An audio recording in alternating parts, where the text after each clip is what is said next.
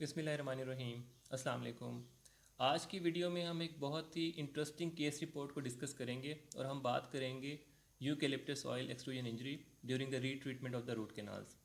तो जैसा कि आपको मालूम है कि जब भी हम रीट्रीटमेंट करते हैं रूट कैनाल ट्रीटेड टीथ की, तो उसमें हमें जो गटा पर्चा फिलिंग है या जो root canal filling during obturation place की गई है रूट कैनाल्स में, उसको कम्प्लीटली रिमूव करना बहुत ज़रूरी है ताकि उसकी दोबारा से कीमो मैकेनिकल प्रिपरेशन भी कैरी आउट की जा सके और दोबारा से उसकी ऑब्चुरेशन या रूट कैनाल फिलिंग की जाए ताकि सील प्रॉपरली बन सके। ठीक है, तो इस इंजरी के बारे में हम बात करेंगे आज, जो कि एपिकल एक्सट्रूजन के थ्रू हुई और ये बहुत ही रेयर इंसिडेंट है।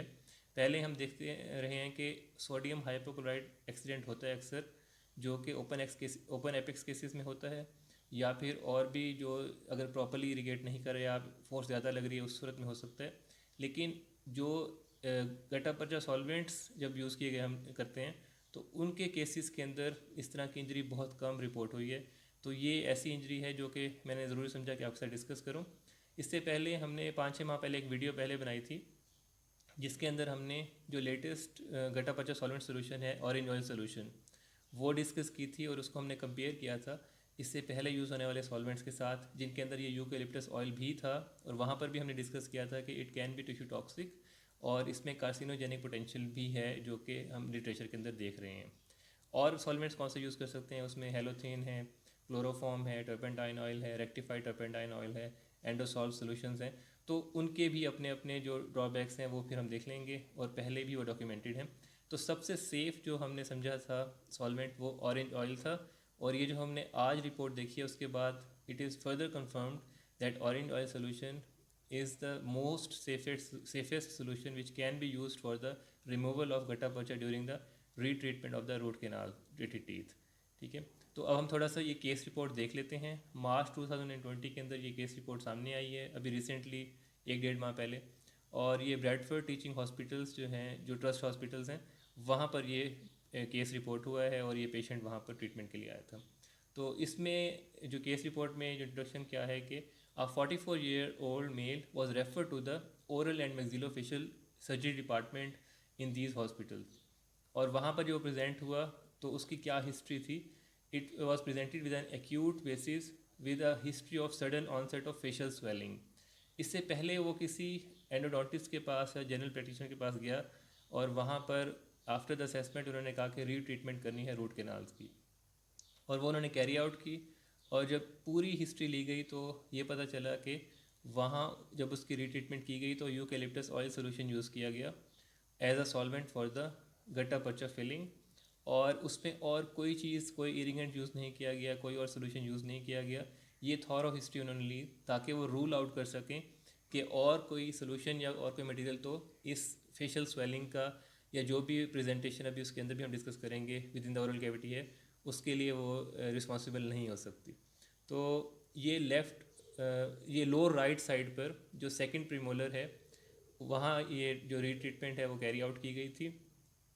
और पेशेंट वापस आ गया घर तो उसको पहले वहाँ पर पेन स्टार्ट हो चुका था और नेक्स्ट मॉर्निंग वहाँ पर अच्छी खासी स्वेलिंग थी और फेशियल स्वेलिंग के साथ फिर वो प्रेजेंट हुआ ओरल एंड मैक्सिलोफेशियल डिपार्टमेंट में, इस हॉस्पिटल में, जहाँ पर ये डायग्नोसिस फिर उन्होंने कैरी आउट किया। तो बाकी मेडिकल हिस्ट्री उसकी क्लियर थी except for a penicillin allergy. तो और क्या प्रेजेंटेशन थी उसमें कि पेशेंट ने ये हिस्ट्री दी और जो साथ में उन्होंने फिर उसके डेंटिस्ट से भी डिस्कस किया फर्दर जहाँ पर ये ट्रीटमेंट हुआ था। उन्होंने कहा कि irrigation of the canal with eucalyptus oil had elicited immediate severe pain around the jaws, shortly followed by the onset of swelling. It was concluded that this was due to an extrusion injury involving the eucalyptus oil solution. Or it was reported that no other irrigant were used, treatment was discontinued and the tooth was temporized appropriately। तो फ़िलहाल उन्होंने इस तरीके से इसको treatment किया। Further examination में क्या सामने आया कि there was right sided facial swelling involving the lower lip, right periorbital region, buccal and submandibular spaces, and early necrosis of the buccal mucosa adjacent to the lower right 5। With in the oral cavity वहाँ पर उन्हें buckle mucosa का necrosis भी नज़र आया, जिसकी वजह से मज़ीद हम देख सकते हैं कि यूकेलिप्टस ऑयल अगर एक्सट्रूड हो जाती है या सॉफ्ट टिश्यू के साथ कांटेक्ट में आती है तो it can B that damaging, और इसको कितनी नुकसानदेह हो सकती है और हमें अवॉइड करना चाहिए for the for use as a solvent during the retreatment of the root canal treated teeth. Patient को उन्होंने एडमिट कर लिया, फर्दर ट्रीटमेंट उन्होंने किया, उसको पेन किलर्स दिए, IV dexamethasone and IV antibiotics were administered for the emergency treatment. ठीक है, तो अब हमें इसमें क्या समझना है कि किस तरीके से हमने अवॉइड करनी है इसको, या ऑल्टरनेट हम क्या सोल्यूशन यूज़ कर सकते हैं वो भी हमने देख लेना है। तो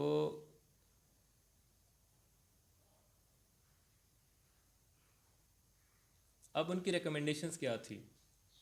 फर्स्ट ऑफ ऑल तो उन्होंने ये रेकमेंड किया कि रीट्रीटमेंट के दौरान जब आपने गटा पर्चा या रूट कैनाल फिलिंग को रिमूव करना है तो आप सॉल्वेंट्स को बहुत रेयरली यूज़ करें, कम यूज़ करें, स्पेरिंगली यूज़ करें।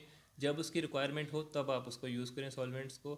उससे पहले आप कोशिश करें कि जो भी आपके मैकेनिकल इंस्ट्रूमेंट्स हैं, एज फाइल्स हैं, केस फ्लैट एंड बर्स हैं, पीज़ो रीमर्स हैं, पीज़ो ड्रिल्स हैं, उसके अलावा अल्ट्रासोनिक टिप्स भी यूज़ की जा सकती हैं, तो वो आप प्रॉपरली यूज़ करें। उसमें टेक्निक क्या यूज़ की जा सकती है कि सबसे पहले आप कोशिश करें कि जो भी कोरोनरली आप कुछ गटा पचा रिमूव कर सकते हैं with the help of gate slade and burs और पीज़ो ड्रिल्स, आप वो रिमूव करें। उसके साथ साथ जब भी आपने सॉल्वेंट यूज़ करना है तो सॉल्वेंट को यूज़ करने के साथ साथ उसको इरीगेट भी करते रहें। Irrigation should be continued along with the solvents of गटा पर्चा, और साथ फिर आपने एज फाइल्स मैकेनिकल इंस्ट्रूमेंट के साथ उसको रिमूव करते जाएंगे आहिस्ता आहिस्ता, ताकि कोई एक्सट्रूजन इंजरी ना हो सके। तो इसमें क्या रिकमेंडेशन है कि finally the authors advocate the use of a solvent to retrieve any GP remnants especially in the curved canals. लेकिन उससे पहले क्या उन्होंने कहा है, उससे पहले आपने मैकेनिकली जितना रिमूव कर सकते हैं वो आपने करना है, साथ में इरीगेट आप करते रहेंगे। They recommend flushing the canals and aspirating repeatedly and using paper points to absorb the dissolve root canal filling और root filling material. In the context of this case, inappropriate irrigation technique may introduce unnecessary risk. तो उन्होंने क्या कहा कि साथ साथ आपने absorbent paper points use करने हैं ताकि उसको वो सक कर ले, उसको वो जितना भी मटेरियल एक्स्ट्रा है वो उसको आप रिमूव कर सकें उसके साथ साथ, और बहुत ही स्पेरिंगली आप सॉल्वेंट्स को यूज़ करें। उसके अलावा क्या अल्टरनेट टेक्निक हो सकती है। An alternate technique described in the literature is to remove the first 2 to 3 millimeter of gutta percha below the cemento enamel junction, thus creating a reservoir for the solvent. ठीक है, वो कहते हैं ऊपर से स्टार्ट से 2 to 3 मिलीमीटर आप remove कर लें पहले, वहाँ पे रेजरवायर बन जाएगा सॉल्वेंट के लिए। Then it can be followed by mechanical instrumentation of the canal to the working length using either H files, rotary files और द अल्ट्रासोनिक रीट्रीटमेंट टिप्स। वो भी आप इसमें यूज़ कर सकते हैं, जो भी सिस्टम आप यूज़ करें उसमें भी आपके पास टिप्स हैं अल्ट्रासोनिक जो रीट्रीटमेंट के यूज़ होती हैं वो आप यूज़ कर सकते हैं। तो फर्दर रिकमेंडेशन जो बहुत इंपॉर्टेंट थी, जो कि वैसे भी इरीगेशन के अंदर होती हैं, वो क्या कहते हैं कि जब भी आप इरीगेट करें, जब भी आप रिमूव करें, आप सॉल्वेंट को यूज़ कर रहे हैं, तो आपने किन चीज़ों का ख्याल रखना है। You should use the finger pressure as compared to the thumb pressure. हम नॉर्मली सिरिंज को थंब प्रेशर से यूज़ करते हैं, तो कहते हैं यूज़ द फिंगर प्रेशर, क्योंकि फिंगर प्रेशर में ज़्यादा कंट्रोल भी है, फोर्स भी आपकी लेस लगती है, एक्सट्रूजन के चांसेस कम हो सकते हैं। जब आप थंब प्रेशर यूज़ करते हैं तो आपका कंट्रोल भी कम है और फोर्स भी ज़्यादा लगती है। इसके अलावा a side vented syringe passively placed into the canal circulates the irrigant within the canal without undue pressure through the apical constriction. एक साइड वेंटेड नीडल आपने यूज़ करनी है। जो आपके apical areas apically vented needles हैं वो आप avoid करें। साइड वेंटेड का क्या होगा, जब भी इरीगेंट या कोई भी सोल्यूशन निकलेगी तो वो वॉल के साथ कैनाल के लेगी, उसके बाद वो आगे जाएगी, वो प्रॉप इस तरह फॉरवर्ड प्रेशर उसमें नहीं जाएगा, जिसकी वजह से एक्सट्रूजन के चांसेस बहुत कम हो जाएंगे। Further there should not be over preparation of the apex. Over prepare नहीं करनी है अपने एपेक्स को, इसको अवॉइड करना है when possible if instrumenting the canal. And apical patency procedures should be adopted with care, और आपने रिकैपिचुलेशन करते रहना है स्मॉल फाइल्स के साथ, वो भी आप करते रहेंगे। उसके अलावा क्या है कि there should be the presence of और the availability of the high quality pre operative radiographs for the assessment. वो आपके पास होने चाहिए। आपने रेडियोग्राफिक मेथड साथ यूज़ करना है, आपने फाइल्स अपनी यूज़ करनी है, आपने रेजरवायर बनाना है प्रॉपरली सॉल्वेंट के लिए, आपने फिंगर प्रेशर यूज़ करना है instead of the thumb pressure. तो इन तमाम चीज़ों का आपने ख्याल रखते हुए अपना जो भी GP रिमूव करना है with the help of solvents and instruments, या आपने इरीगेशन करनी है इन केस ऑफ हाइपोक्लोराइड, तब भी आपने इन चीज़ों का ख्याल रखना है। तो लास्टली क्या है कि रिकमेंडेशन क्या आई कि eucalyptus oil it can B carcinogenic, it can B tissue toxic, और उसने कितनी तबाही मचा दी जब वो एपिकली एक्सट्रूड हुआ और with in the buckle circus भी उसने नेक्रोसिस कर दिया। तो इन द एंड मैं यही कहूँगा, जो पहली वीडियो में मैंने कहा था कि ऑरेंज ऑयल सोल्यूशन जो कि मैंने यूज़ की और मैंने बहुत अच्छी मुझे लगी, ठीक है। दिस ऑरेंज ऑयल सोल्यूशन आप किसी भी जो आपके मैन्युफैक्चरर हैं या जिनसे आप कांटेक्ट में यहाँ से आप मंगा सकते हैं। मैं ये बायोडेंट की यूज़ कर रहा हूँ, बहुत अच्छी है। It is highly palatable, patients को इरिटेट भी नहीं करती, इसका टेस्ट बहुत अच्छा है, इसकी स्मेल बहुत अच्छी है। It is 100% orange oil. और ये अभी तक इसकी कोई रिपोर्ट नहीं आई वैसे कि एपिकल एक्सट्रूजन के नतीजे में क्या करेगी, लेकिन जो मैंने यूज़ भी किया और जो रिपोर्ट्स भी हैं कि in case of any drops within the oral cavity, तो उसने कोई टिश्यू टॉक्सिसिटी कॉज नहीं की। There are no reports of the carcinogenic और carcinogenicity of the orange oil solution. उसके अलावा माइक्रोपिपिट्स अवेलेबल हैं इस फार्मूलेशन में जो मेरे पास है। तो माइक्रोपिपिट्स बहुत ही फाइन हैं और आप उनको प्रॉपरली जो रूट कैनाल जो आप ट्रीट कर रहे हैं उसके अंदर प्लेस करके आप हल्का सा प्रेस करेंगे तो वो drops directly within the root canal जाएंगे।